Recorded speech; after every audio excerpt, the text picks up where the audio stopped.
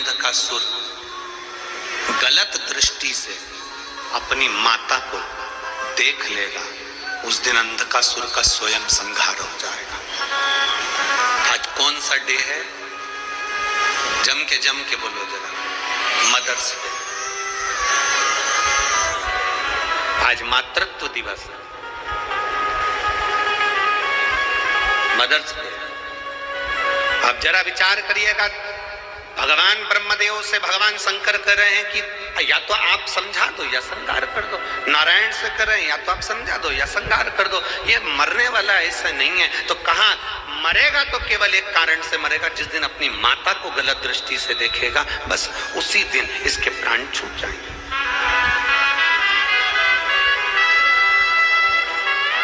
हम तो इतना सा निवेदन करेंगे आज मदर्स डे पर, मातृत्व दिवस के दिन इतना सा कहना चाहेंगे कि अपनी जिंदगी में ये बात अंधकासुर के चरित्र से उतार कर रखना।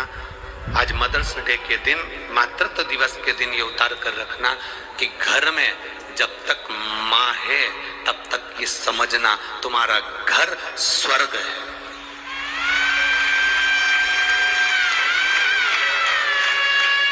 तुम्हारा घर स्वर्ग है जब तक तुम्हारी माता तुम्हारे घर में विराजमान है।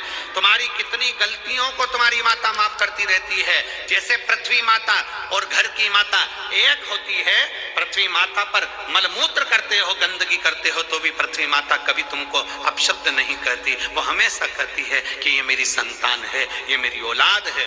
और घर की एक माँ ऐसी होती है जिसको आप बड़े होते चले जाते हो तो ताने देते हो। बचपन में माता की छाती पर लात मारते हो, बचपन में माता के स्तन से दूध नोचते हो, पीते हो, बचपन में माता को अपशब्द भी कह देते हो। बड़े बड़े होते होते एक समय ऐसा आता है कि माताओं में गलती नजर आने लगती है। अपनी पत्नी श्रेष्ठ दिखती है और माता गलत दिखना चालू हो जाती है। तब भी माता उस गलती को स्वीकार कर लेती है, सहन कर लेती है, बोलती नहीं।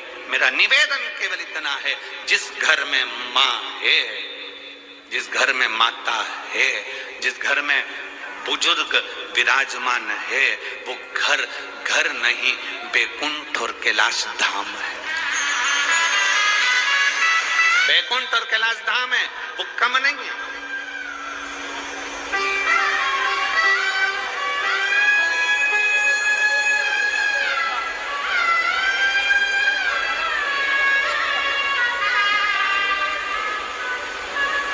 जिस दिन माँ चली जावे ना, उस दिन का अनुभव करिएगा जरा।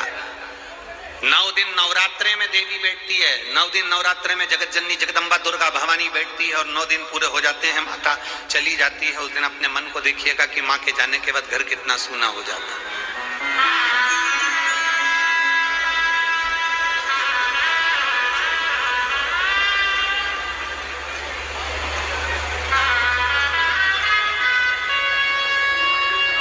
ओम प्रकाश जी, कोरोना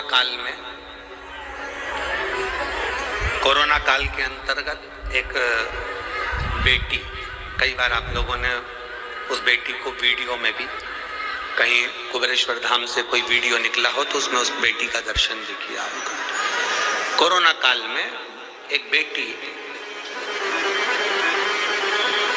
खूब रोई। अब वो धाम पर आई और उसकी आंखों में जल।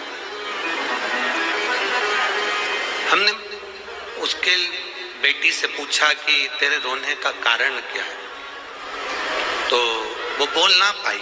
उसके साथ वाली जो थे तो उनसे पूछा किसके साथ आई है, तो कहा ये अकेली है। क्या नाम है इसका? उन्होंने नाम बताया। हमने क्या पढ़ाई कर रही है, तो कि ये पुणे में डॉक्टरी कर रही है, मेडिकल पढ़ाई कर रही है। कैसे आना होगा? ये क्यों रो रही है? इतनी बिलक कर रो रही है, इसके रोने का कारण क्यों?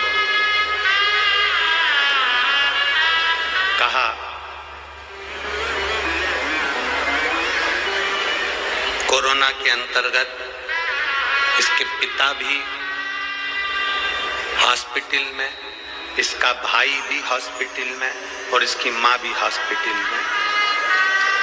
3 दिन के अंतराल में पहले पिता चले गया, फिर 3 दिन बाद माँ चली गई, फिर 3 दिन बाद भाई चले गया, अब कोई भी नहीं बचा, अकेले।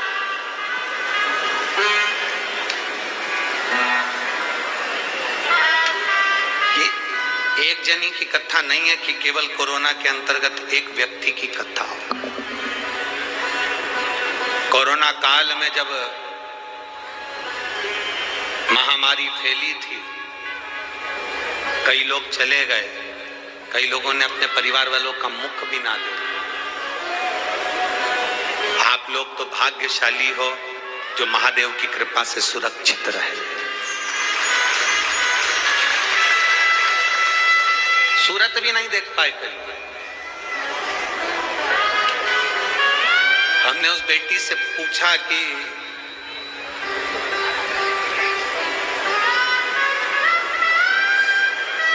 तेरे पिता के चले गए, तेरा क्या रहा? तो बेटी कहती है, अगर मेरी माँ रह जाती ना तो मुझे मेरा भाई और पिता दोनों का प्रेम मिलता रहता। उसके शब्द थे। केवल एक माता। अंधकासुर समझ नहीं पा रहा कि माता का सुख क्या होता है। उसने तो माता को गलत दृष्टि से देखा है, क्योंकि उसको सिखाने वालों ने कहा था तेरा जन्म नहीं हुआ है माँ के गर्भ से, तेरा कोई पिता नहीं, तेरी कोई माँ नहीं। सिखाने वालों ने अंधकासुर से कह रखा था। और मिलेंगे संसार में भड़काने वाले, मिलेंगे संसार में अपशब्द कहने वाले, मिलेंगे तुमको ज्ञान देने वाले। अभी आपको कथा में कहा था, ज्ञान देने वालों की कमी नहीं है, ढेर पड़े हैं, पर सहयोग देने वाले ढेर सारे नहीं होंगे, ज्ञान देने वाले ढेर सारे मिलेंगे।